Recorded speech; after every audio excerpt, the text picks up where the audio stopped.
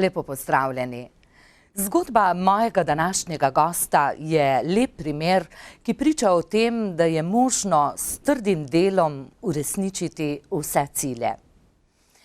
Ima 2 doktorata in je prvi Slovenec, ki je dobil mesto predavatelja na ugledni Harvardski univerzi. Lepo pozdravljeni, dr. Klemen Jaklič. Pozdravljeni. Leta 1999 ste diplomirali na Pravni fakulteti v Ljubljani, leto pozneje ste že končali študij magisterija na Harvardski univerzi. Danes, 13 let pozneje, imate 2 doktorata z Harvarda, Oxforda, ste prvi predavatelj na ugledni Harvardski univerzi, kot sem že dejala. Tako lepo zveni, tako enostavno, ampak verjetno ni bilo preprosto. Kako je krenila ta vaša pot proti Harvardu? Hvala lepa, gospa, za te besede. Kot ste že omenili, po diplomi leta 1999 sem se vpisal na magistrski študij v ZDA in sicer z namenom, da bi študiral podiplomsko ustavno pravo, ravno zaradi tega, ker v Sloveniji takrat to še ni bilo zelo razvito, tako da sem moral ven in zaradi jezika sem šel seveda na anglosaško področje in Harvard je bil seveda zelo zanimiv. In vesel sem bil sprejema, magistrski študij je trajal zgolj 1 leto, ampak je bil zelo intenziven. Poleg naloge smo imeli še, ne vem, po 7-8 predmetov. Po 1 letu sem potem se kasneje vpisal še na doktorat. Ta vpis iz magisterija na doktorat to je zelo ozko grlo, v smislu, da jih zelo malo ljudi sprejmejo tam naprej. Na magisteriju recimo sprejmejo Harvardska univerza kakšnih 150-200 ljudi iz vseh koncev sveta. Iz vsega sveta in imajo tudi kvote. Tako da za našo regijo recimo kot zanimivost na magistrski študij pride vsako drugo leto 1 ali pa 2 Slovenca. Na pravno fakulteto. To je kar dost, ne? To je kar precej za Slovence, ja. In Slovenci smo zelo uspešni tam. No, ampak po magisteriju je pa zelo ozko grlo, tam je pa sprejme 10 do 12 ljudi na leto. Izmed teh magistrantov pa tudi drugih okoli po svetu. Ker različni profesori sodelujejo z različnimi ljudmi po svetu in kakšen jim je zanimiv tudi kakšen sodelavec je zanimiv tudi od drugot in ga potem mimo magisterija pripeljejo direktno na doktorat. Ampak teh mest je zelo malo in borba je zelo huda že na tej stopni.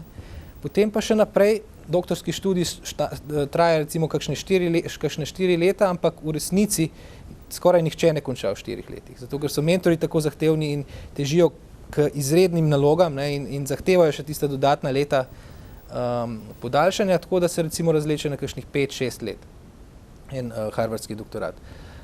Ampak, ko je pa ta doktorat zaključen, tam se pa potem naprej izbira. Nekateri doktorati so res vrhunski, nekateri so zelo dobri in tako naprej, nekateri so dobri, ampak izmed tistih vrhunskih jih pa mogoče dobi priložnost za predavateljsko mesto na Harvardu eden na, ne vem, na 10 let, recimo. Tako težko je to. Je še en kup enih drugih faktorjev. Ampak pri meni je bila tudi ta okoliščina, da sem vmes med doktorskim študijem na Harvardu odšel za nekaj let v Veliko Britanijo, na Oxford, zato ker je bila tema evropska in pravega mentorja na Harvardu v tistem času niso imeli na evropskem področju. Zato so me nekako skupaj z mentorji smo se odločili za kratek postanek na Oxfordu, ki pa se je razširil v ne tako zelo kratek postanek. In sem bil na Oxfordu kakšnih 4-5 let in sem upravil dodatni doktorat, ki je bil nekakšna predštudija mojega večjega harvardskega doktorskega projekta. In ko sem v Angliji zaključil to predštudijo, ki je bil moj prvi doktorat leta 2007, sem se vrnil na Harvard in z doktoratom že začel poučevati in sistem financiral moje bivanje v ZDA. Hkrati pa zaključil tudi harvardski doktorat, no in potem po zaključku harvardskega doktorata sem dobil pa tudi nekako to priložnost, da sem na pravni fakulteti na Harvardu imel svoj predmet in tako naprej. Tako da to je v bistvu moja zgodba. In kaj predavate na pravni fakulteti na Harvardu? Na pravni fakulteti sem v prejšnjem semestru predaval svoj predmet, svoj seminar Evropa in prihodnost demokracije. Sicer sem pa po različnih semestrih predavam na različnih oddelkih. Recimo v tem semestru predavam na Harvard Kennedy School, to je recimo kot pri nas kakšna fakulteta za družbene vede. Predavam podiplomskim študentom in sicer etiko v javnem življenju. Tako da v različnih semestrih predavam zelo različne stvari in moram biti tudi fleksibilen, ker borba za te predmete tudi ni lahka. Verjetno obstojajo velike razlike med pravno fakulteto v Ljubljani, ki ste jo končali, torej jo dobro poznali, seveda, končali ste jo z odliko, kajti sicer ne bi prispeli na magistrski študij na Harvard, in med Harvardsko univerzo, pravno fakulteto na Harvardu. V čem so tu največje razlike? Razlike precej, ampak recimo, če začnem pri študentih. Študentje na Harvardu, vse so pri nas tudi zelo dobri, pa zagrizeni, pa tako, ne? Ampak jaz sem bil presenečen, ko sem videl to zagrizenost študentov na Harvardu.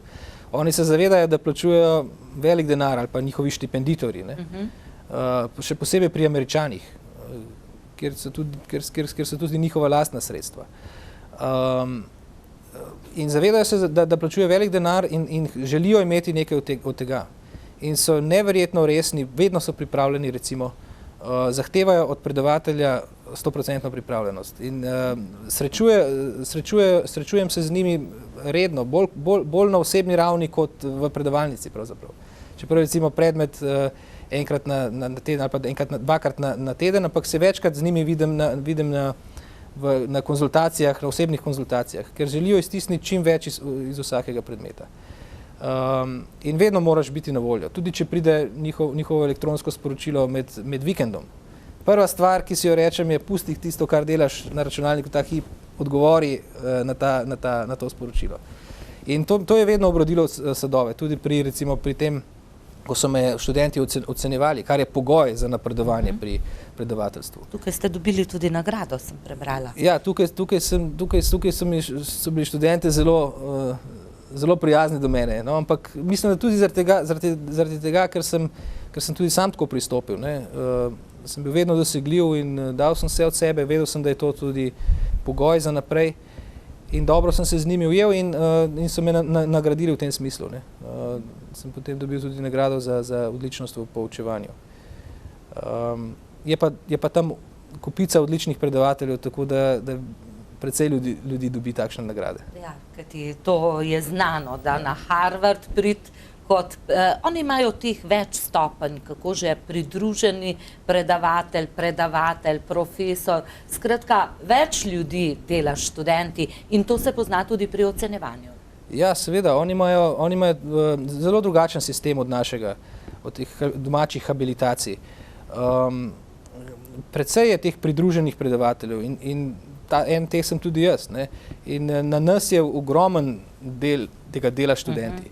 In zato včasih mi dobimo višje ocene kot tisti redni predavatelji, starejši predavatelji, ki seveda dobijo veliko večjo plačo od nas, ne. Ampak mi smo tisti, ki delamo študenti. Vsakodnevni stik študentom je pri nas in zato tudi včasih dobimo višje ocene kot tisti, ki ne delajo toliko študenti. Koliko pa študente na Harvardu zanima to področje Evropa? Koliko sploh poznajo? Ja, vidite, zanimivo vprašanje, hvala. Ko smo se pogovarjali o tem, da bi morda predaval predmet, ki bi bil iz evropskega področja, prihodnost demokracije v Evropi, so bili nekateri profesori, tisti, ki odločajo o tem, ali bi me vzeli v službo za tak predmet, skeptični, češ koga bo pa zanimalo to, ne? In imajo izkušnje iz preteklosti, da Američanov to toliko ni zanimalo, ne? Ampak moj predmet, jaz sem ga temeljito pripravil, tudi oglaševali smo ga, napisal sem kakšnih 10 strani predstavitve tega predmeta vnaprej, smo ga predstavili študentom in jih je nekako pritegnil, tako da na koncu je bilo tako, da sem imel še 30-40 ljudi na čakalni listi in jih nismo mogli vseh spraviti v moj seminar. To je bilo tudi nekaj novega, nekaj, česar ti profesori, nekateri od teh so bili skeptični, niso pričakovali. To je bilo nekaj zanimivega. Ste se pa s to vizijo Evrope ukvarjali v vaši doktorski dizertaciji? Ja, to je v bistvu, jaz sem predaval ta predmet, je bil z področja moje doktorske dizertacije. Ja. In ko sem študentom predstavil ta predmet, sem ga tudi načrtno tako predstavil, da ni zgolj o Evropi, ne. Evropa je omenjena v besedilu, ampak moja teza gre v to smer, da je Evropa zgolj seme, iz katerega lahko sklije ta tretja stopnja demokracije, ki je pa za vse, ki je pa v končni fazi tudi za Američane. Tako da iz tega vidika je bil predmet zanimiv tudi Američanov, ker ni bil zgolj o Evropi. Evropa je zgolj sredstvo, jaz pravim, od koder lahko sklije ta nova stopnja. In skušam pokazati, zakaj iz recimo Združenih držav Amerike tega ni mogoče napraviti. Ali pa iz starega sistema, ki smo ga imeli v Evropi, suverene nacionalne države, tudi tega ni mogoče napraviti. Ampak da je mogoče to napraviti v tem novem momentu, v katerem se Evropa trenutno nahaja, kjer se ne ve, v katero smer dejansko bomo krenili. Ali bomo krenili proti skupni evropski suvereni državi, v smislu Združenih držav Evrope, Združenih držav Amerike, ali bomo krenili morda nazaj v sistem suverenih držav, večje suverenosti držav. Ohlapne Evrope. Zelo ohlapne Evrope, večje suverenosti nacionalnih ekonomij in ne zgolj ekonomij, ali pa v neko tretjo smer. In v tej tretji smeri jaz govorim, tako imenovani pluralizem, kjer gre za v bistvu širjenje te evropske ideje, v bistvu širjenje vrednot demokracije po vsem svetu. In tukaj je zelo pomembno širjenje Evrope. In ta dinamika širjenja Evrope je neprimerljiva z dinamiko širjenja Združenih držav, naprimer. Združene države so v 200 letih so razširili do te mere, kot so sedaj. Evropa se je v nekaj desetletjih razširila za mnogo več kot je ZDA, naprimer. Število prebivalstva v EU je mnogo više kot v ZDA. Se pravi, ti dinamiki širitve sta neprimerljivi. Gre za nekaj drugega v Evropi. In ta širitev bi morda lahko, še posebej v dobi globalizacije, ključno prispevala k tej tretji stopnji demokracije. Ker danes v Evropski parlament ne volimo zgolj tisti, ki domujemo v Evropi, ampak tudi nekateri teritoriji zunaj Evrope, naprimer Afriški reunion, pa tudi področje v Južni Ameriki. To je zanimivo. Tega sploh ne vemo. Tega mi recimo ne vemo, pa tudi v Polineziji in tako naprej. Imajo evropsko pravo ponekod volijo Evropski parlament in tako naprej. To se pravi, tukaj je nek potencial v tej globalni dobi za to demokracijo, ki presega meje. In seveda Evropa še ni krenila tja, ampak potencial je tukaj. Sicer pa vi, ko ste odšli pred 12 leti v Ameriko na Harvard, ste odšli z željo, da ostanete v Ameriki, ali kaj je bil vaš motiv ob odhodu? Ja, moj motiv je bil čim prej se vrniti domov pravzaprav. Jaz sem šel tja s ciljem, da pridobim to znanje na področju ustavnega prava, ki so ga imeli zunaj, in ga čim prej poskušam nekako prinašati domov, ker se je sistem ustavnega prava šele vzpostavljal in se še vedno vzpostavlja. To je bil moj cilj, ampak potem se je izkazalo, da ni tako lahko uresničljiv. Težje je bilo priti nazaj, kot sem si predstavljal, zaradi večjih razlogov. Eden od teh je, da je težko dobiti mesto, ko enkrat zapustiš Slovenijo in univerzitetni prostor doma, se je težko vrniti nazaj in dobiti mesto na univerzi, ker je tukaj že čakalna vrsta. In nekako ne gre. Ne. Tudi če imaš, ne vem, super rezultate zunaj, imaš objave in tako naprej, si delal z vrhunskimi profesorji, si predaval na Harvardu, je vseeno očitno včasih težje priti domov na ljubljansko fakulteto, kot pa recimo na harvardsko. Ampak to je realnost. Ne. Ampak vi še vedno si želite vrniti nazaj v Slovenijo? Ja, jaz se želim vrniti tudi zato, ker ni stroka vse pri meni. Jaz z ženo imava družino, 2 majhni hčerki in ona si bolj želi biti doma v Sloveniji in tudi jaz ne vidim razloga, jaz mislim, da se da delati povsod, kaj dobrega napraviti in tako, da vrhunska stroka mi tudi ne pomeni vsega. Tako da jaz si želim vrniti, da mi da delava na tem, da bi se lahko vrnila. Je pa tako, da zunaj ona težje dobi službo, jaz jo lažje. Doma pa ona z lahkoto dobi v medicini, ona je zdravnica, potrebujemo ljudi in sploh ni problem služba, medtem ko zame je pa problem, sem pa nekako brezposeln doma. Čeprav bi rekli in verjamem, da tako sedaj razmišljajo naši gledalci, še kako rabimo dobre pravnike. Če pa rabimo dobre pravnike, rabimo tudi profesorje verjetno na pravni fakulteti. Kako vi vidite potrebe na tem področju visokega šolstva ali morda še posebej pravne fakultete, ki jo najbolj poznate, da so potrebne spremembe? Ja, jaz sem prepričan, da so pomembne spremembe. Še posebej zato, ker recimo pravosodnega sistema zaostankov na sodišču ni mogoče rešiti brez kratnega dela, kratnih reform na področju visokega šolstva. Stvar je nekoliko zakomplicirana, ampak če poskušam poenostaviti, dokler ne izobrazimo dovolj velikega števila sodnikov na področju vprašanj ustavnega prava, o tem, o čemer odloča pri nas ustavno sodišče, in naši sodniki se tega na pravni fakulteti ne učijo, te ustavno-sodne doktrine, teh primerov iz tuje prakse, nemške prakse, ameriške prakse, ker tam mi zajemamo, tam ustavno sodišče zajema. Dokler ne izobrazimo dovolj velikega števila sodnikov na tem področju, bomo vedno imeli zaostanke. Zato, ker sodniki redni, ki sodijo na civilnih, kazenskih oddelkih in tako naprej, tega ne poznajo in ne vedo, kako bo na koncu razsodilo ustavno sodišče. In na koncu ustavno sodišče najde neko napakico na področju ustavnega prava, na področju prava, po katerem redni sodniki niso sodili, ker niso izobraženi in ker po zakonu še ne morejo soditi. Tudi to je treba spremeniti. In tu so bili že predlogi, celo mislim, da je predsednik republike dal ta predlog, da bi se dalo to pristojnost na sodstvo. Ampak če se jo da, potem moramo sodnike tudi izobraziti na področju ustavne doktrine. No in v primerih se na rednih stopnjah ne sodi, v ustavnih primerih, pride primer do ustavnega sodišča, se pa najde neko napakico in se razveljavi in gre znova na prvo stopnjo in tako naprej. In znova in znova in znova. In to je eden od razlogov, eden od pomembnih razlogov, zaradi katerega imamo takšne zaostanke. Ne edini, ampak pomemben. In zato tukaj brez izobraževanja teh ljudi strani pravne fakultete nikakor in nikoli ne bo šlo, ker se bo to vedno dogajalo.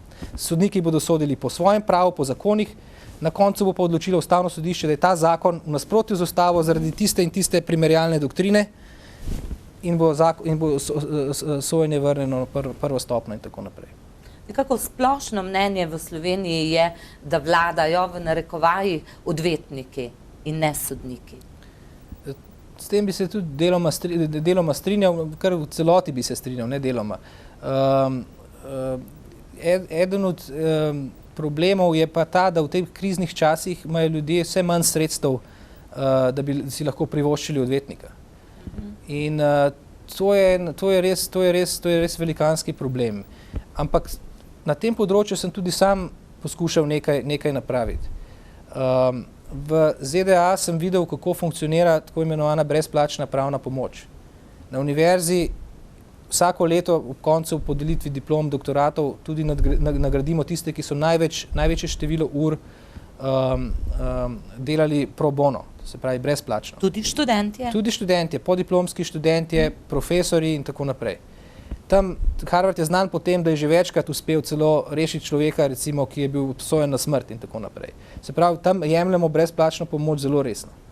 In ni financirana strani države. Država je ne financira. To je dejansko pro bono. V popoldanskih urah, uro ali dve, tri na teden, si ti vrhunski pravniki, vključno s profesorji, rezervirajo za pro bono.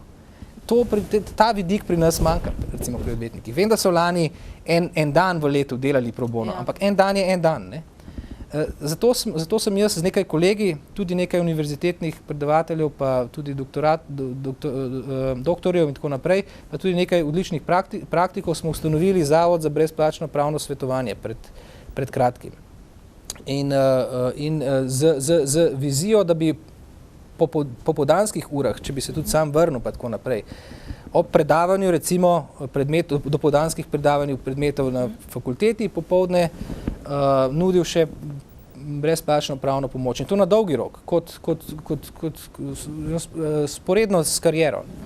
To je tudi neki izziv. To je tudi neki izziv. In zakaj to? Dokazati se v praksi, ne le v teoriji na fakulteti. Prvič, odlično je, da ima nekdo, ki deluje na akademskem področju, stik s prakso. To se pravi, to je osebno bi mi zelo koristilo in želim ohraniti to skozi vso kariero.